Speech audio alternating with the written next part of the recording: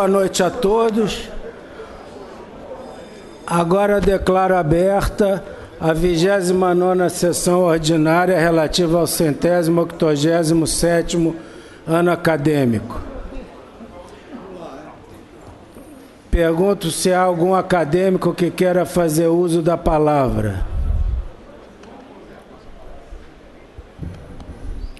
Não havendo nenhum acadêmico que queira fazer comunicação, agradeço a honrosa presença da professora Lígia Bahia, do Núcleo de Estudos de Saúde Coletiva da UFRJ, que veio nos brindar hoje com o tema Sistema de Saúde no Brasil, relação entre público e privado. Convido o nosso estimado acadêmico José Gomes Temporão para apresentar a professora Lígia Bahia.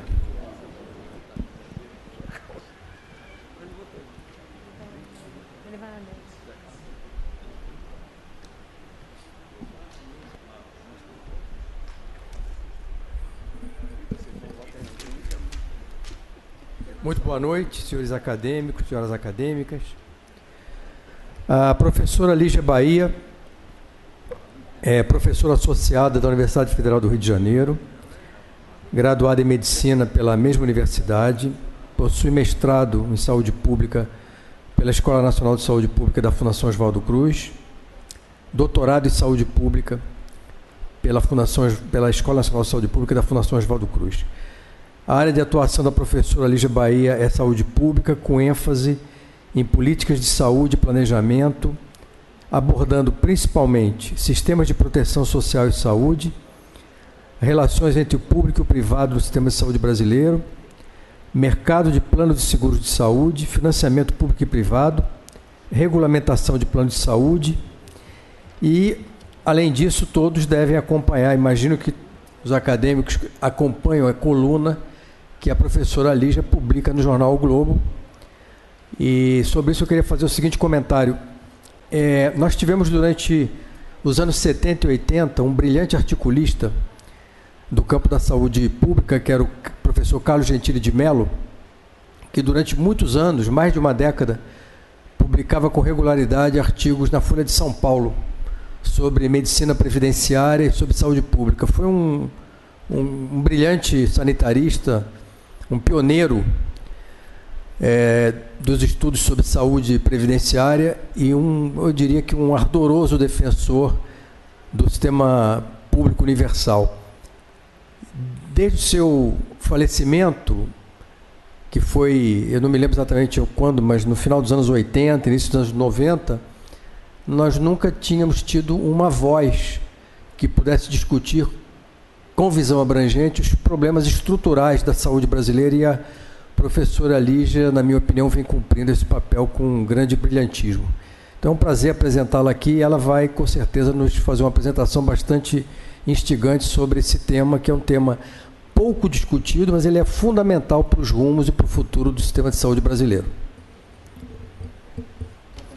Obrigado, acadêmico Temporão. Por favor, professora Lígia Bahia.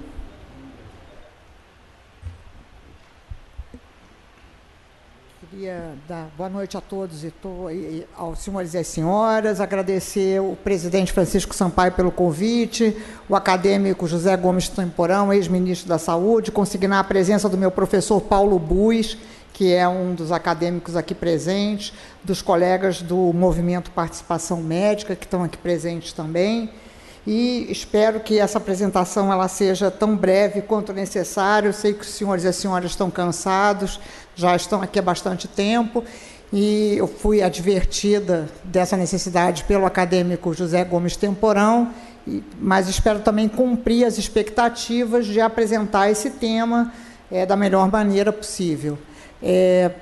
Esse é o roteiro, é um roteiro básico da apresentação. Eu espero que a gente possa cumpri-lo integralmente, mas são cinco tópicos que vamos falar sobre eles rapidamente.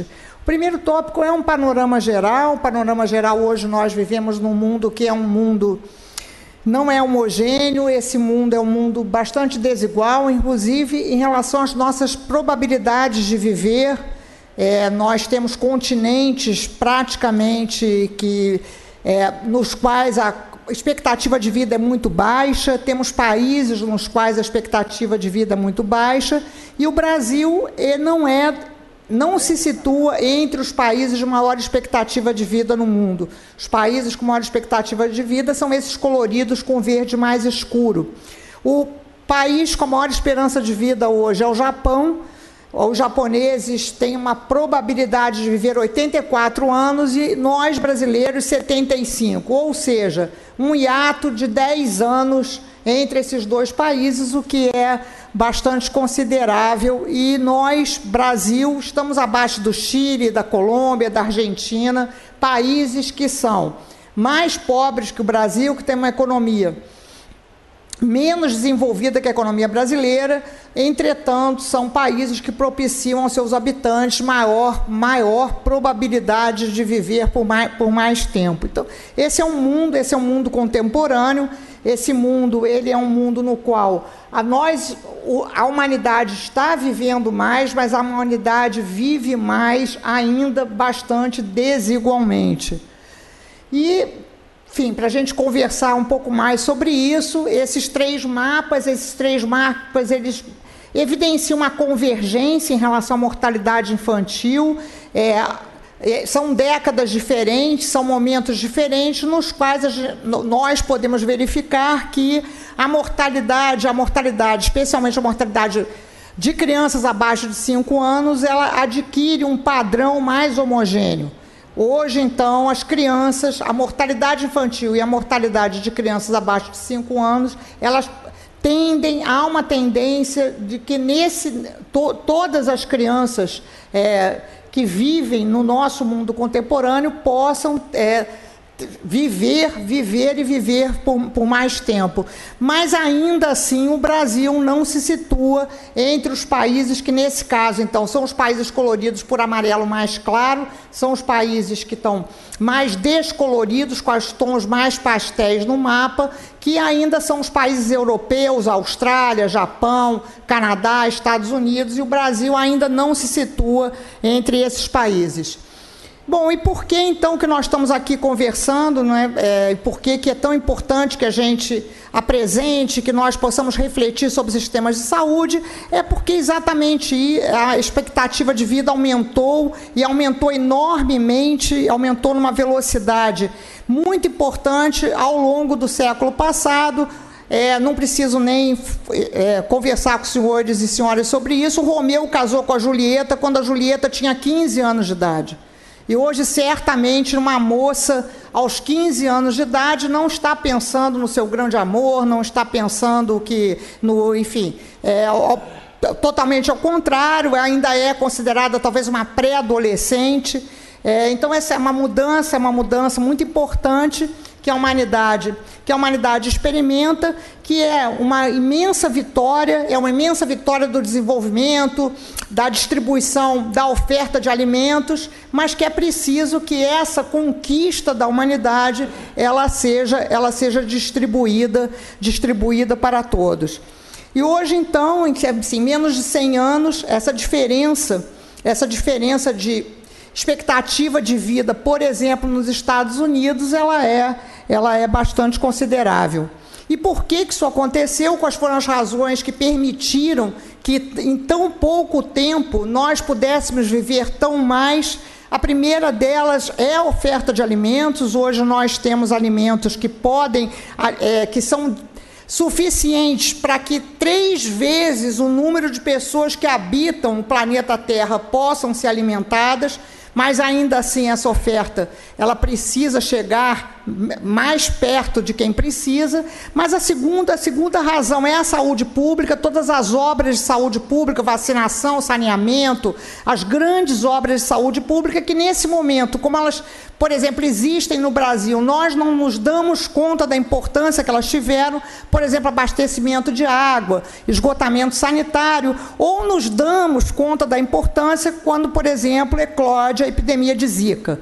Mas, de qualquer maneira, nós temos uma situação de salubridade completamente diferente do que ocorreu ao longo do século XVIII, início do século XIX, e, por fim, a atenção médica, especialmente depois da Segunda Guerra Mundial. E é por isso, exatamente, então, que nós hoje estamos aqui falando sobre sistemas de saúde. Não teria o menor sentido nós falarmos sobre sistemas de saúde se não fosse a relação dos sistemas de saúde com a longevidade, especialmente com a melhor qualidade de vida nessa longevidade, se não fosse pelos melhores anos vividos por mais tempo. E é exatamente essa relação que torna tão importante esse debate, que confere tanta relevância ao debate sobre sistemas de saúde. Os sistemas de saúde, eles têm modelos clássicos, são 3 modelos de sistemas de saúde. O primeiro é o modelo orientado pelo mercado, é o modelo americano, é o modelo existente nos Estados Unidos, é um modelo no qual há uma liberdade de escolha do médico pelo paciente e vice-versa. O médico também, de alguma maneira, pode filtrar, o médico pode, ele pode, através da sua especialidade ou por meio do seu ambiente de trabalho, decidir quais são os pacientes atendidos ou não. Esse é um modelo, então, que classicamente se denomina modelo orientado pelo mercado. O segundo modelo é o modelo de seguro social, foi o modelo que nós tivemos no Brasil até a vigência do SUS, até a aprovação do SUS na Constituição. É um modelo baseado no direito para os trabalhadores que têm emprego formal. E o terceiro modelo, então, é um modelo de sistemas universais. São modelos tipos ideais. Na prática, eles não são puros. Em todos eles há um pouco de orientação para o mercado, ou há ainda um pouco de seguro social, mas, enfim, esses são os modelos clássicos, e é importante que se converse sobre esses modelos, porque eles estão conectados a esses modelos ou a esses sistemas direitos à saúde, que são direitos mais abrangentes ou menos abrangentes. Então, o sistema universal, caracteristicamente, é o sistema que propicia direitos à saúde mais abrangentes, são direitos de cidadania, independente se o cidadão trabalha, se não trabalha, independente se o cidadão ele tem algum tipo de mérito, algum tipo de religião, ou raça, etc. Basta ser cidadão para ter direito à saúde. E o modelo orientado pelo mercado é um modelo que classicamente exige a condição de pagamento. Para que haja atendimento, a pessoa, o paciente, precisa ter capacidade de pagamento. Então, esse segundo modelo, o modelo seguro social, seria intermediário entre esses dois. Bom, e qual é a relação que esses sistemas de saúde possuem? Qual é a relação que eles têm com a prática médica? Completamente diferente. No primeiro modelo, no modelo orientado, ao contrário, porque aqui eles estão ao contrário. No modelo universal, o pagamento dos médicos ele é realizado ou por salário ou pelo número de pessoas atendidas por cada médico, isso é denominado pagamento per capita. No seguro social, no modelo seguro social, os médicos são pagos por procedimento, e no modelo orientado pelo mercado, os médicos são pagos por procedimento. Esse pagamento pode ser direto, ou ele pode ser realizado por seguradoras públicas ou seguradoras privadas. Mas os modelos universais, eles rompem com esse pagamento por procedimento, que é o pagamento da tabela, é o pagamento de cada procedimento, de cada ato realizado. A formação dos médicos, o planejamento de quantos médicos existirão, quantos médicos serão formados, quantos especialistas, quantos generalistas. Nos 2 primeiros casos é realizada por meio de planejamento estatal, e no terceiro caso, pela regulação das próprias entidades profissionais.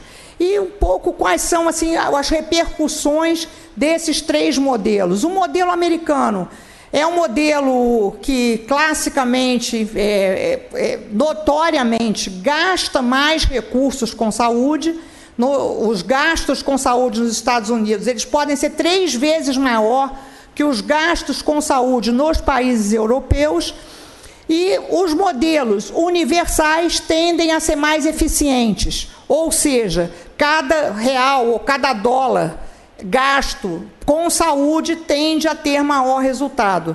E no meio, então, a gente teria os modelos de seguro social. Então, isso é alguma coisa que a gente já sabe, que tem sido estudada. E aqui, então, só uma relação entre os dois mapas, não é?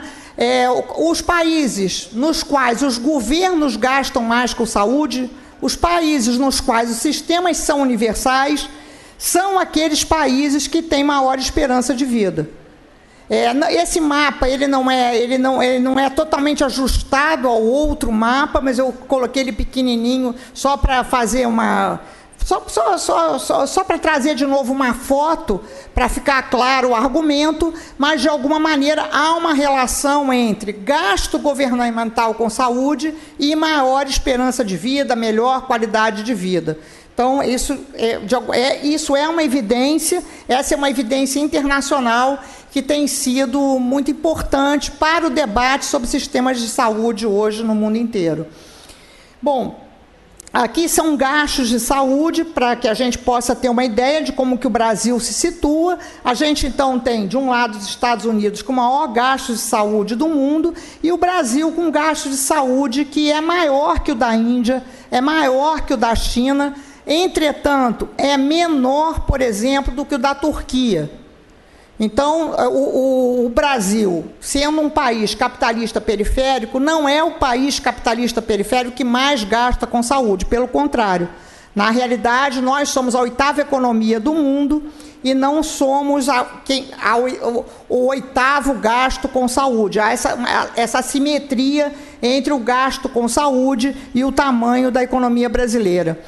E aqui essa característica também que é bastante marcante, que é o fato de que os países que têm sistemas universais, nos países que têm sistema universal, o gasto público é predominante.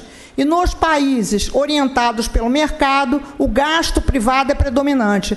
É o caso, então, dessa primeira coluna, que representa os Estados Unidos, onde o gasto privado predomina. E no Brasil, embora a gente tenha aprovado o SUS na Constituição de 88, há bastante tempo, o gasto privado com saúde predomina. Então, nós temos um sistema público universal, mas o padrão de financiamento no Brasil não corresponde ao de um sistema público universal. Então, nós aprovamos o SUS, mas nós não conseguimos ter um padrão de financiamento compatível com o sistema de saúde universal.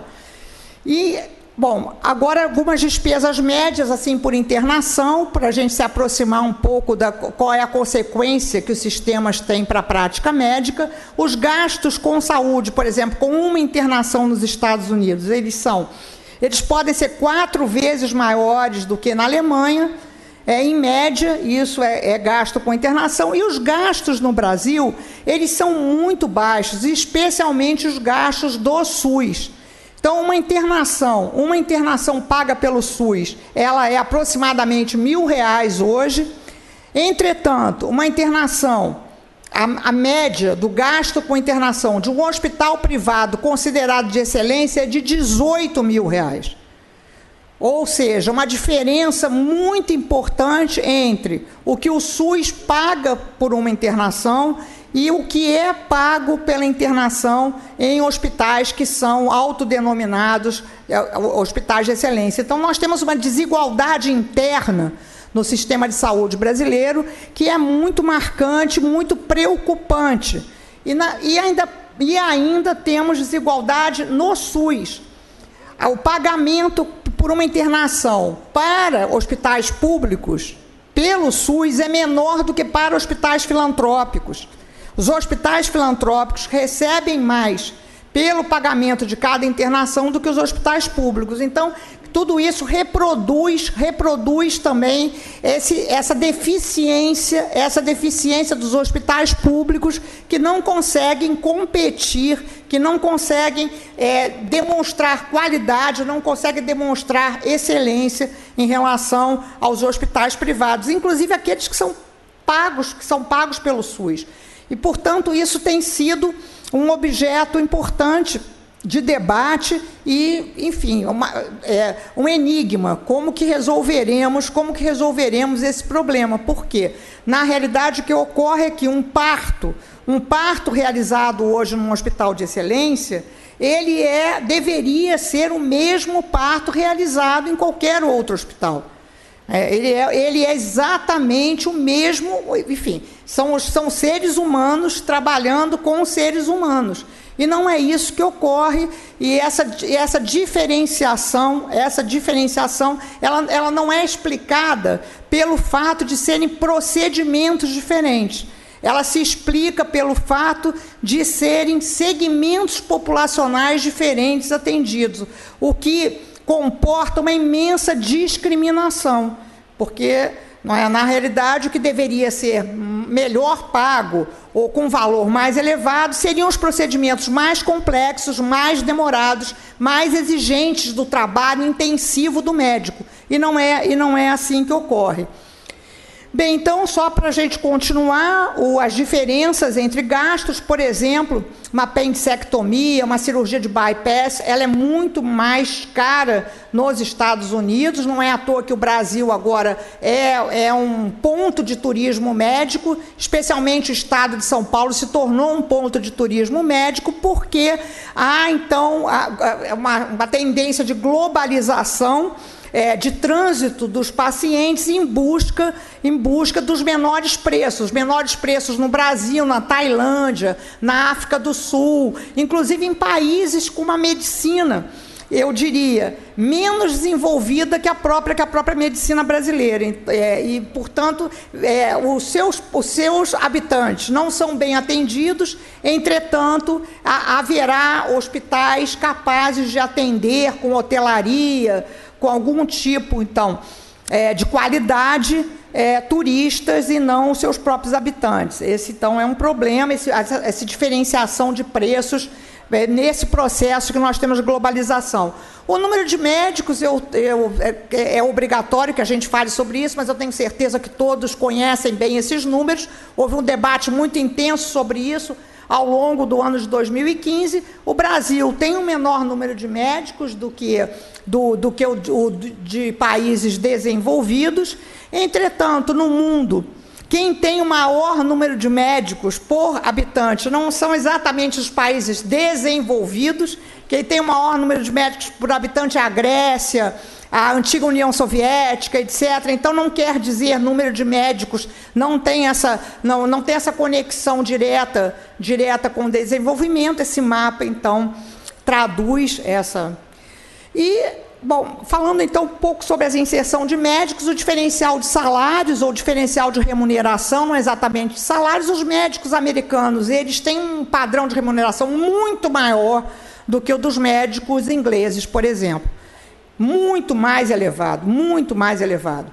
E eu, inclusive, vou trazer um outro exemplo, mas, enfim, aqui é uma comparação entre Reino Unido e Estados Unidos. No Reino Unido, um médico residente, ele inicia a carreira com 35, 37 mil libras.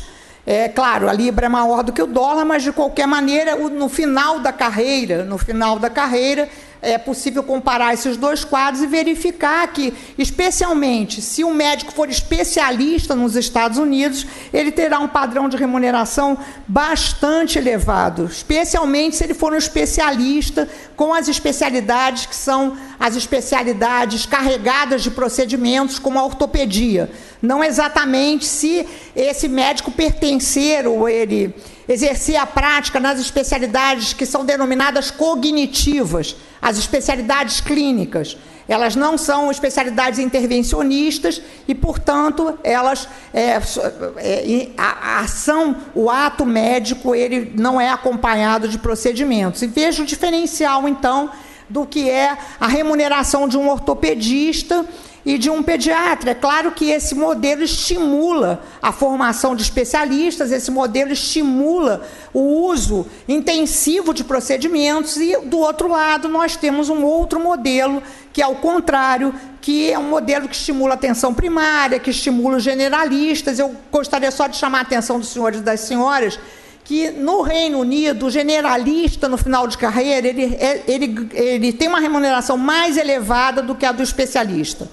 Há um estímulo para que os médicos sejam generalistas no final de carreira, que eles possam se especializar ao longo da carreira, mas que essa experiência ela resulte num excelente médico generalista. Mas é claro que há um trânsito de médicos ingleses para os Estados Unidos, sempre houve, em momentos decisivos de reforma do sistema inglês, ocorre uma migração, os médicos ingleses, então, se direcionam para os Estados Unidos em busca de maior remuneração, e nesse exato momento, é a primeira vez que essa migração ocorre no sentido contrário, médicos americanos querendo trabalhar no Reino Unido, mas não em busca de remuneração, em busca de melhor qualidade de vida, em busca de uma jornada de trabalho que seja uma jornada de trabalho mais tranquila, em busca de uma certeza dessa carreira.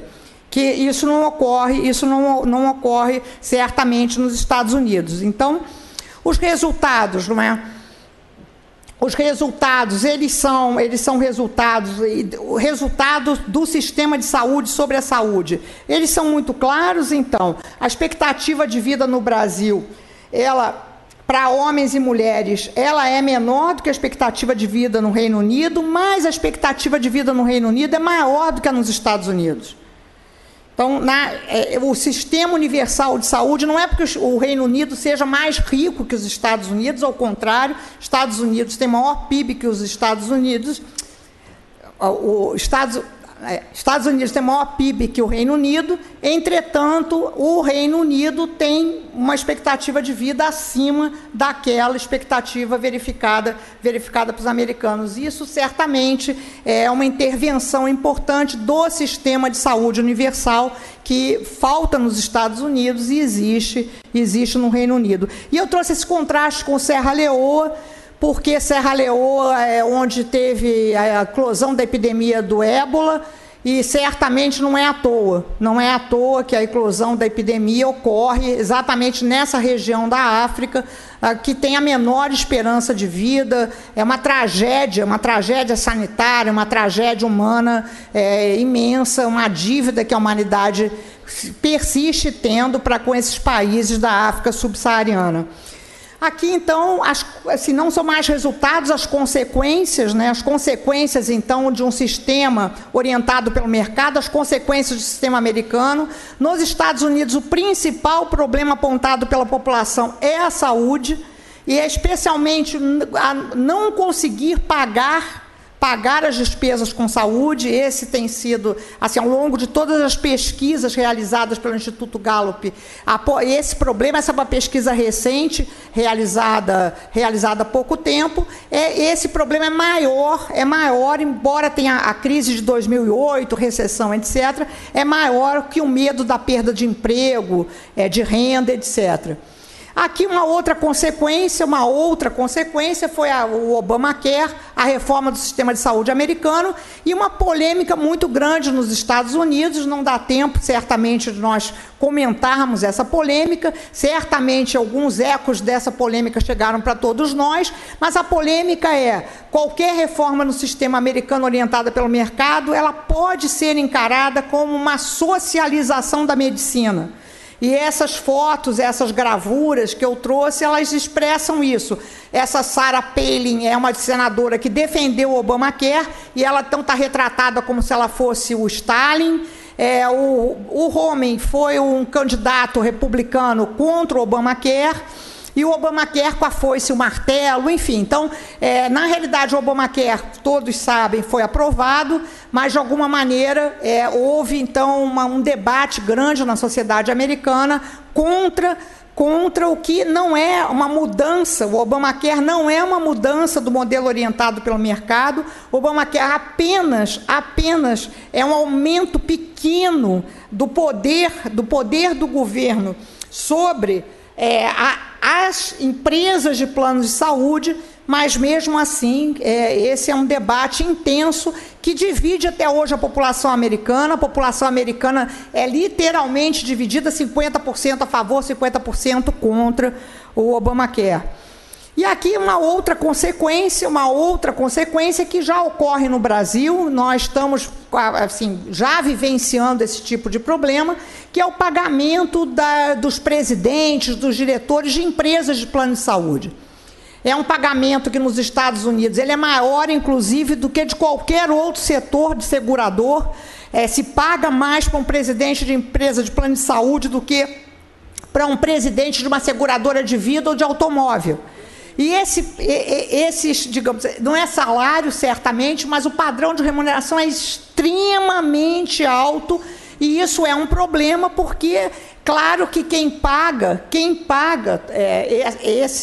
esses dividendos, esses lucros, essa rentabilidade, é a mesma população que tem o medo de não conseguir fazer face às despesas com saúde. Aqui é um exemplo que é uma consequência, durante esse debate do Obamacare, os médicos foram bastante atacados, especialmente médicos que foram contra o Obamacare. O resultado disso foi que os jornais americanos divulgam, nesse momento, o nome do médico e o quanto que esse médico recebe do programa público Medicare, que é aquele programa para pessoas acima de 65 anos nos Estados Unidos. E aqui eu trouxe o exemplo de 2 neurocirurgiões, um neurocirurgião que atendeu em 2013 cerca de 300 pacientes e que recebeu só do programa público Medicare mais de $1 milhão. E o outro médico que atendeu mais de 1.000 pacientes também recebeu $1 milhão. Então, é bastante impressionante que a gente compare ambas as práticas. Uma prática é uma prática com um procedimento que é bastante caro, o procedimento unitário, que é a terapia com próton para o câncer de cérebro, etc., ele é bastante caro, e o outro médico atende muitos pacientes. Então, um recebe pelo valor do procedimento e outro pelo volume. Mas, repara, são ambos neurocirurgiões. Então, isso é um sistema que tensiona médicos e para que eles se orientem para realizar procedimentos ou para que não se realizem procedimentos. Ele impõe dilemas para os médicos o tempo todo, não é? Os médicos eles podem ficar muito ricos, né? Neurocirurgiões americanos podem ficar muito ricos, mas, num determinado caso, eles têm que realizar procedimentos, que são procedimentos, às vezes, que o custo-efetividade ele não está comprovado, e, no outro caso, tem que realizar procedimentos que são procedimentos carregados também de outros procedimentos para chegar num padrão que é muito elevado de ganhos. E aqui é o Brasil, essa é uma consequência para o Brasil. Os médicos são dados do imposto de renda, nós só temos, finalmente, nós conseguimos algum tipo de dado do imposto de renda, ainda estamos trabalhando esses dados do imposto de renda, da declaração dos médicos e de outros profissionais. Então, reparem que os profissionais melhor remunerados são mesmo os do Ministério Público, do Poder Judiciário, etc., isso é confirmado por essa declaração do imposto de renda, e, simultaneamente, são os profissionais que mais gastam com saúde. E os médicos têm uma remuneração, que é uma remuneração de cerca de R$14 mil por mês, é uma remuneração bastante acanhada. Eu penso que isso em 2013 certamente hoje seria um valor maior, mas de qualquer maneira gira em torno desse valor, e gastam menos com saúde do que magistrados. Então, veja, nem o gasto com saúde dos médicos consegue ser tão elevado quanto o gasto com saúde dos magistrados, que certamente hoje são clientes de médicos que têm uma remuneração maior. Então, essa relação entre a demanda e a oferta, ela fica aí interrogada, ou enfim. E eu, então, me aproximo das considerações finais. As considerações finais são que o sistema de saúde ele tem impacto sobre a saúde, e é importante que isso seja lembrado, relembrado, e que seja o tempo todo um objeto da nossa reflexão, da nossa pesquisa. No Brasil, nós temos diferenciais muito significativos entre o desempenho econômico e o desempenho social. Nós temos essas desigualdades, que são desigualdades regionais, nós temos desigualdades entre etnias, nós temos desigualdades entre homens e mulheres, que são muito importantes, que repercutem na saúde de maneira bastante dramática, e nós temos um setor privado que pode ser um vetor importante, eu diria talvez o vetor mais importante de desigualdade no sistema de saúde brasileiro. Mas é importante que esse setor privado ele não seja encarado como algum todo homogêneo. Eu diria que nós temos 3 dimensões desse setor privado, ou 3 vertentes desse setor privado. Um setor privado autônomo, que eu diria que existe em qualquer sistema de saúde e que ele não prejudica, ele não é o causador da desigualdade. Nós temos um setor privado contratado, conveniado pelo SUS, que certamente é muito grande, especialmente na parte hospitalar, mas nós temos um setor privado que é subsidiado com recurso público e que não realiza atendimento universal. E esse, então, terceiro segmento, eu penso, enfim, nossos estudos têm demonstrado que é o grande causador das desigualdades hoje no sistema de saúde brasileiro. E que sobre esse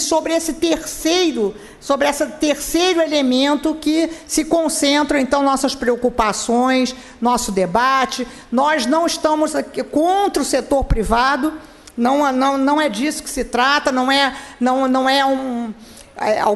uma declaração ao contrário, é importante que exista um setor privado autônomo, mas que esse setor privado jamais seja um setor privado subsidiado com recursos públicos sem realizar o atendimento universal. Se for subsidiado com recursos públicos, deve integrar o Sistema Universal de Saúde. E se não for subsidiado com recursos públicos, que é bom que exista um setor privado, porque o setor privado tem mais velocidade, capacidade de inovação, enfim. E, por fim, uma última consideração final, os sistemas universais de saúde, eles são muito relacionados, conectados, articulados com as políticas de oferta, com a política de oferta de serviços públicos, de hospitais públicos, com a formação pública de profissionais de saúde, com a inovação, com o esforço para a inovação, para a produção de medicamentos, de vacinas, etc., esforço público. E os sistemas orientados pelo mercado, eles são relacionados, eles se articulam com políticas que não são as políticas para oferta, são políticas para demanda. Então, são políticas de subsídio fiscal para que as pessoas tenham um plano de saúde, ou são políticas para que haja redução da cobertura de plano de saúde, redução do preço de plano de saúde. Nos últimos anos, no Brasil, essas duas políticas elas foram confusas. Desde que o SUS foi aprovado e desse passado o momento de redemocratização, todos os governos de todos os partidos procuraram fazer assim uma combinação de políticas para demanda e políticas para oferta. E eu diria que o resultado não foi bom. Não foi bom. Essa combinação, essa tentativa de enrolar, de embrulhar no mesmo locus, de como se fosse natural que existam políticas para oferta e políticas para demanda, nós caminhamos assim, nós temos caminhado assim até agora, e até agora com resultado que não tem sido o mais favorável, como poderia ter sido se houvesse a efetivação de políticas para oferta e, portanto, para um SUS que fosse um SUS de caráter, de natureza universal, tal como ele foi proposto pela Constituição de 88. O que nos preocupa agora, nesse momento, com a possibilidade de mudança, nessa crise econômica, política que o Brasil vive, é o acentuamento da tendência de políticas que são baseadas na demanda e a retração ainda maior de políticas que são políticas com essa natureza, com políticas voltadas para a oferta. Portanto, a tendência, o horizonte, ele não é um horizonte cor-de-rosa, ele não é um horizonte favorável para o sistema universal de saúde no Brasil.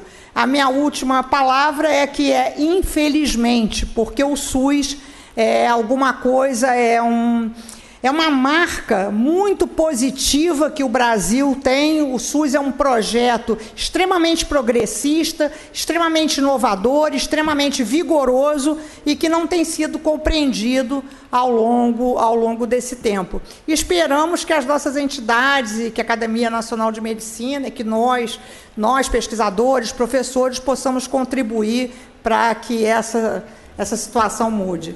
Eu deixo aqui, então, meu e-mail e fico à disposição para o debate. Obrigada. Muito obrigado, professora Lígia Bahia. Por favor, tome assento aqui à mesa, ao lado do Cláudio Ribeiro. Eu abro a pergunta ao nosso querido acadêmico representante do Nordeste, professor Manassés Fonteles. Por favor. Professora, a sua palestra, como sempre, eu conheço a senhora há muitos anos, embora a senhora só pareça que tem 30 anos, né? Mas conheço a senhora já de alguns tempos, desde o tempo da ABEM e outras aventuras, né, no campo da saúde pública. Eu gostei do que a senhora colocou, as comparações, a senhora tem muitos dados, mas me permita, data vênia, de dizer que uma das razões que a vida aumentou a sua extensão no mundo todo foram os medicamentos novos. Tuberculose nos anos 50, lepra bem antes e depois, o câncer com seus progressos, a gente acha que é pequeno, mas é porque o câncer são muitas doenças e as pessoas pensam que é apenas uma doença. Então, é óbvio que as políticas públicas ajudam muito. Por exemplo, a diarreia. Nos anos 70 e 80, eu acompanhei muito em vários projetos na UFC, acompanhando os tratamentos nas vilas, nas cidades pequenas que não tinham tratamento de água, esgoto, etc. Eu acho que a saúde pública no Brasil, ela precisa olhar que realmente o medicamento, ele estendeu a vida das pessoas. Cito 3 ou 4 exemplos aí dos antibióticos, eu já falei, mas eu cito também os antagonistas de canal de cálcio. Quantas pessoas morriam depois de um diagnóstico de uma coronariopatia generalizada? E quantos hoje sobrevivem 15, 20 anos tomando só antagonistas de canal de cálcio? Outro exemplo, tratamento das doenças psiquiátricas, que era realmente, a partir dos anos 50, quando se começou com a reserpina e depois as outras associações com o Deleuze, o Deniquet, quando eles primeiramente começaram a tratar, não precisou mais internar. Então, isso tudo tem repercussões na epidemiologia e, obviamente, que na extensão da longevidade da vida, da expectativa de vida. Então, apenas eu queria fazer a senhora acrescentar um pouquinho os novos fármacos e os novos desenvolvimentos farmacêuticos, que foram muito importantes. Acadêmico Manassés. Acadêmico Irã Lucas, 2 minutos.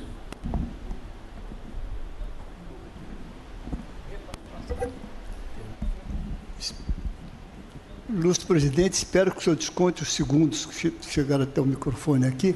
Queria primeiro cumprimentar a conferencista, de quem eu acompanho e admiro há muito tempo, pela brilhante exposição, enriquecedora. É pena que foi rápida e eu espero que se repitam outras vezes, para que acrescente para nós um pouquinho de sua cultura, que é muito grande. Algumas coisas de ídolos, a gente quase tudo aprova, algumas coisas discorda, e esse perdão que eu lhe peço. Eu acho que o problema do Brasil, básico, todo o problema que a senhora expôs muito bem, se prende a um assunto: educação. Educação na veia e intensa. Com a educação resolve muitos dos outros problemas, muitas das outras situações que nós passamos e vamos continuar passando seguindo essa política por muito tempo. Eu acho muito importante o que foi exposto. Vivi em cidade pequena, em cidade de interior, fiz estágio em locais onde não havia água encanada, vi crises de doenças endêmicas, e aqui no Rio não se vê nada disso, efetivamente. Se vê quem frequenta os cantões que hoje são infrequentáveis. Então, eu acho que há necessidade plena, assim, de ter um reestudo, como que um redescobrimento do país. Redescobrimento esse que só se faz com um remédio. E eu agradeço, ao finalizar, eu agradeço, dizendo que o remédio é educação em dose maciça. Esse país se gasta R$ 3,62 por pessoa, por dia, em saúde. Qual é a solução que a nossa ilustre presidente quer fazer? Criar 61 faculdades novas de medicina para resolver o problema de saúde, o que é, me perdoem, o desrespeito, uma grossíssima ignorância. Muito obrigado, senhora. Obrigado, acadêmico Irã Lucas. Acadêmico Belfort.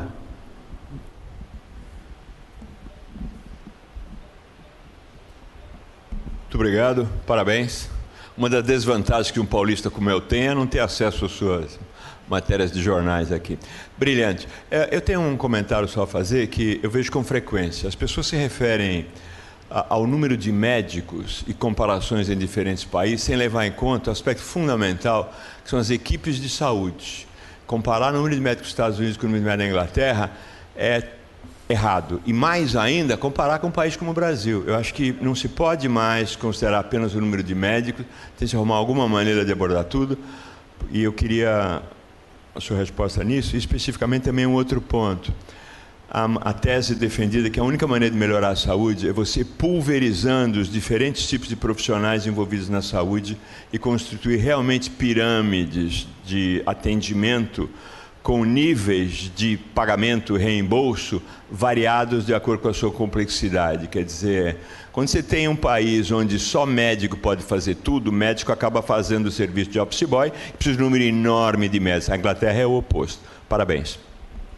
Obrigado, acadêmico Belfort. Acadêmico Azor, José de Lima. Obrigado.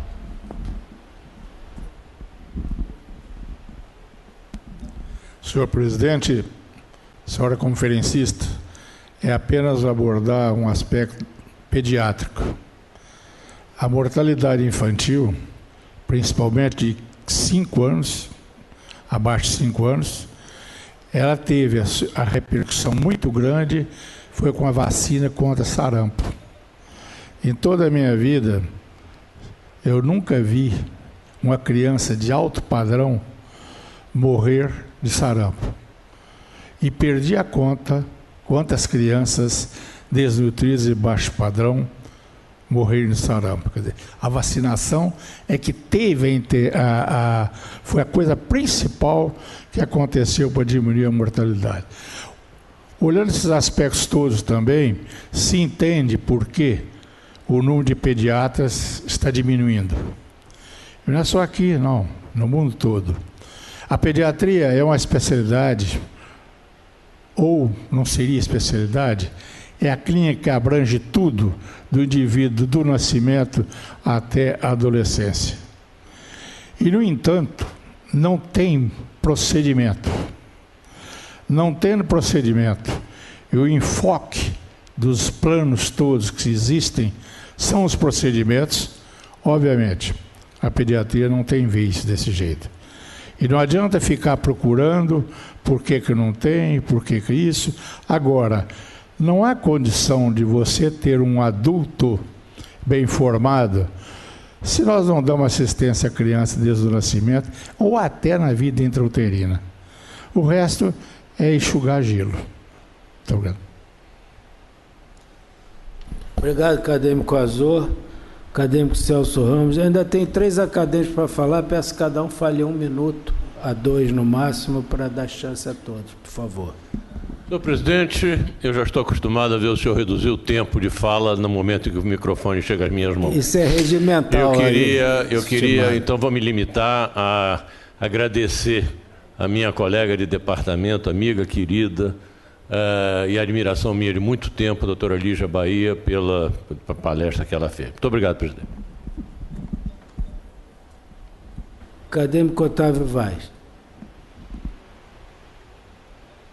Senhor presidente, senhoras acadêmicos, professora, a sua ilustre, excepcional conferência é uma ducha fria em todos nós, porque, na verdade, eu volto a reforçar o que foi dito aqui.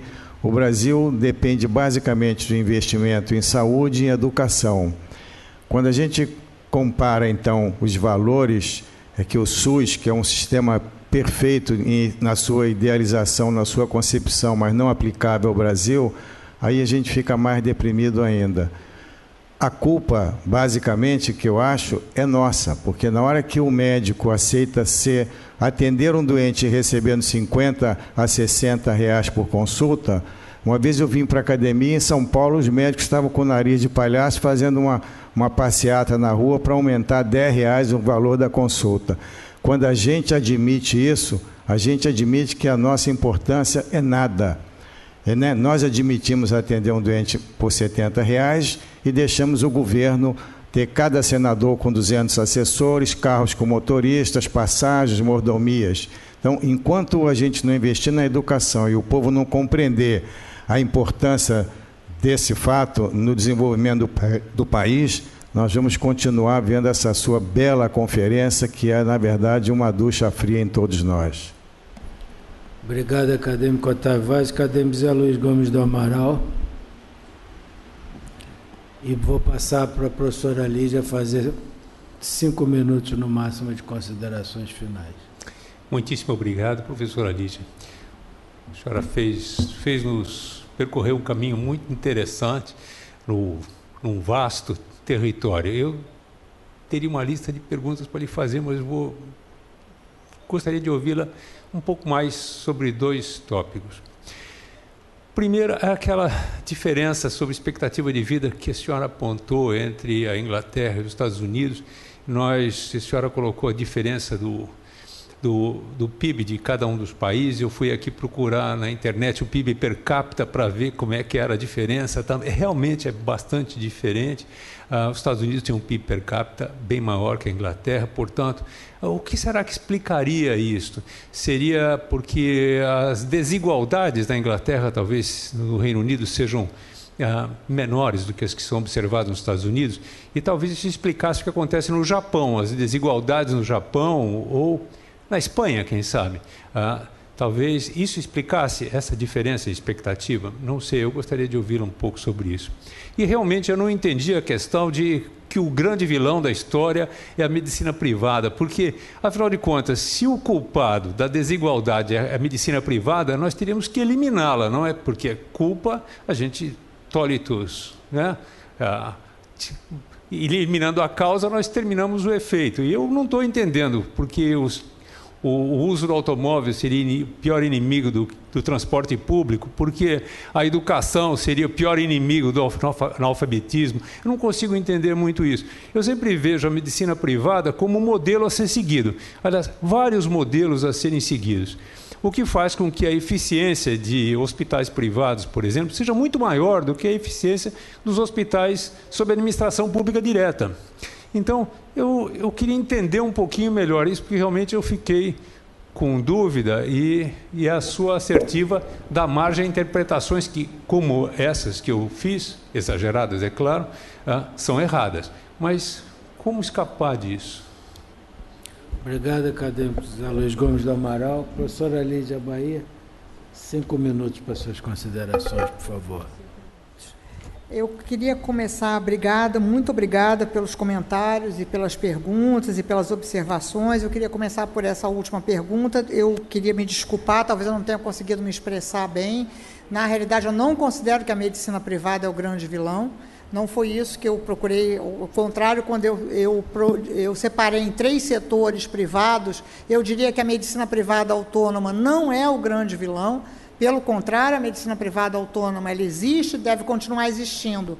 Se eu também não me referi a vilão, mas eu disse que o principal problema hoje da desigualdade em saúde no Brasil se refere a um setor privado que ele é subsidiado com recursos públicos e não retribui esses subsídios estatais com atendimento para todos os brasileiros. Esse é o principal problema, esse é o principal vetor de desigualdade hoje no sistema brasileiro. Não é a medicina privada autônoma. A medicina privada autônoma, eu diria que ela está bem. É preciso que essa medicina privada autônoma tenha toda a liberdade para que esse exercício da prática autônoma seja garantido. Então, desculpe se eu não consegui me expressar, mas eu penso que a apresentação ela faz essa separação entre os 3 setores. Em relação às ponderações dos acadêmicos, eu estou de acordo com a maior parte delas. Evidente que a educação é uma política pública imprescindível, não há a menor dúvida, e a saúde ela não compete com a educação, são políticas públicas relevantes, e certamente nós não podemos escolher ou uma ou outra. Nesse momento, por exemplo, a falta de penicilina nos postos de saúde, crianças de mães que têm sífilis nascerão com sífilis congênita. Isso não é alguma coisa que nós podemos deixar para depois. Isso não pode competir com a educação. São políticas ambas que precisam ser efetivadas, que precisam. Nós somos um país com um grau de civilização que permite afirmar que é possível, é plausível, é viável, é factível que o Brasil tenha uma política pública de saúde adequada às necessidades da sua população. Sobre medicamentos, eu penso que isso é uma polêmica, é bastante polêmico, não há evidência na literatura, os estudiosos, nós estamos nos referindo apenas à expectativa de vida, não é ao cuidado de cada indivíduo. Todos nós, essa é a má notícia, morreremos, mas é só em relação à possibilidade de viver mais. Quais são os motivos, quais são os principais elementos que permitiram que a humanidade...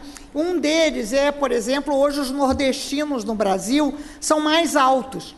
Os pigmeus certamente estão elevando a estatura, exatamente pelo aumento da oferta de nutrientes, pelo aumento da oferta de alimentos, pelo aumento da oferta de alimentos com teor calórico. A humanidade elevou sua estatura. Alguma coisa inimaginável, por exemplo, nos anos 60, quando nós imaginávamos que havia um déficit estatural e estrutural. E não tem sido assim. Os brasileiros estão mais altos. Então, portanto, é importante que a gente converse, pondere o que se pensa que a partir da Segunda Guerra Mundial, os fatores que contribuíram foram anestesia, asepsia,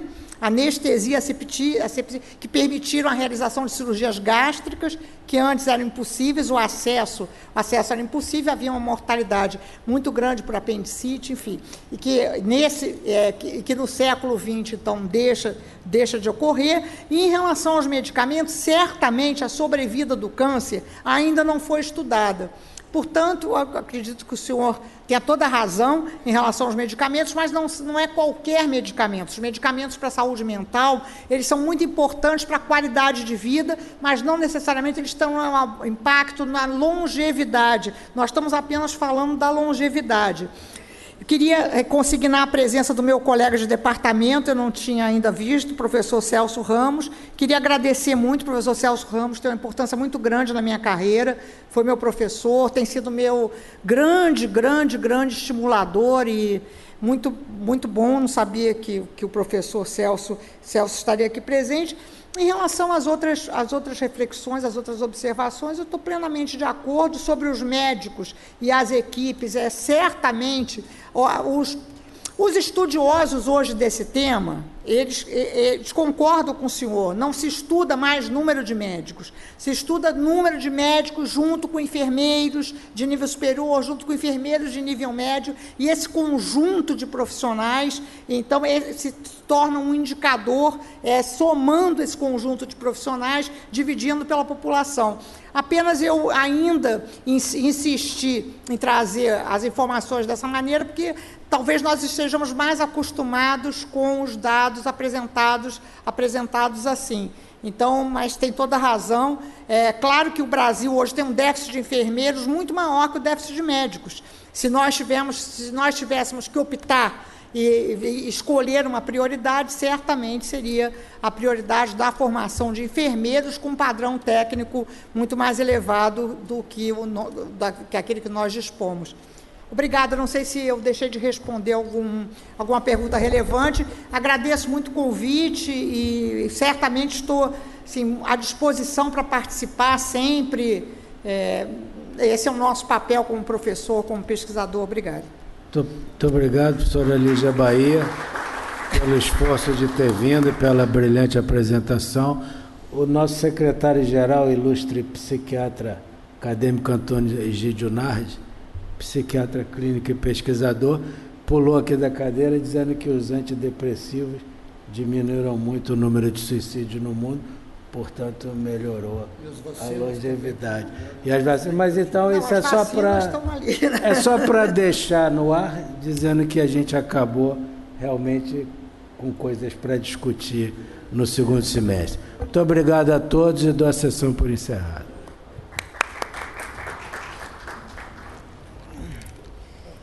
Foi bom, né? Foi bom, né? Muito obrigada. Melhorar a qualidade de vida.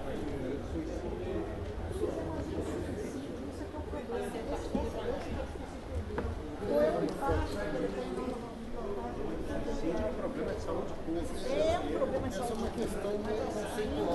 Ainda assim, não tem tanto... Para discutir isso. Eu gosto da ideia do medicamento. Falar mais disso. Legal. Tchau.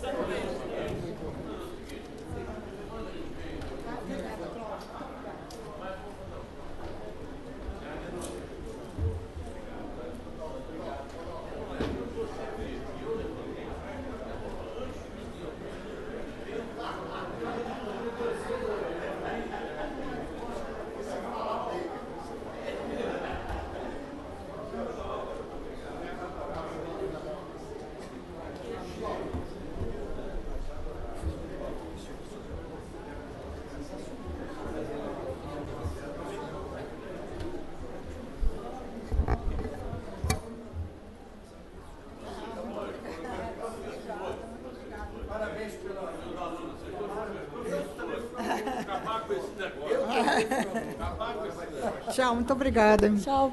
Foi bom, né? Brilhante palestra, obrigada, viu? Muito obrigada, obrigada.